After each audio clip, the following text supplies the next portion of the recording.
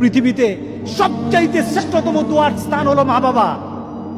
ওই মা বাবা যদি হাত পাতে আরশ পর্যন্ত পৌঁছে যায়, ওই মা বাবা যদি বদদুয়া করে, পৃথিবীর সব তীর সব টার্গেট মিস হতে পারে, কিন্তু মা বাবার বদদুয়া কখনো মিস হয় না, কখনো মিস হয় না। আর সন্তান মা বাবার জন্য যখন দোয়া করে, পৃথিবীর কোন হুজুর, পৃথিবীর কোন বুজুর্গ ব্যক্তির দোয়া কবুলের ব্যাপারে সন্দেহ থাকতে পারে, কিন্তু সন্তান যখন মা বাবার জন্য দোয়া করে, এই দোয়া আল্লাহ ফেলে দেয় না। সুবহানাল্লাহ। কারণ মা বাবার এই দোয়াটা শিখিয়ে দিয়েছেন স্বয়ং আল্লাহ সুবহানাহু ওয়া তাআলা, রব্বির হামহুমা কামা রব্বায়ানি সাগীরা।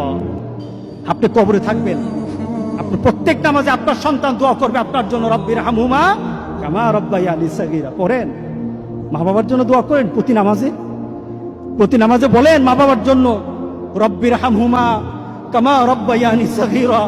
আপনি দোয়া করেন, দেখবেন আপনার দোয়ার কারণে আপনার সন্তান আপনার জন্য দোয়া করছে। আপনাকে আল্লাহ যেন এমন সুযোগ করে দেয়, এমন কুলাঙ্গার সন্তান যেন আমাদের সন্তানগুলো আল্লাহ না বানায়। সবাই বলেন আল্লাহুম্মা আমিন।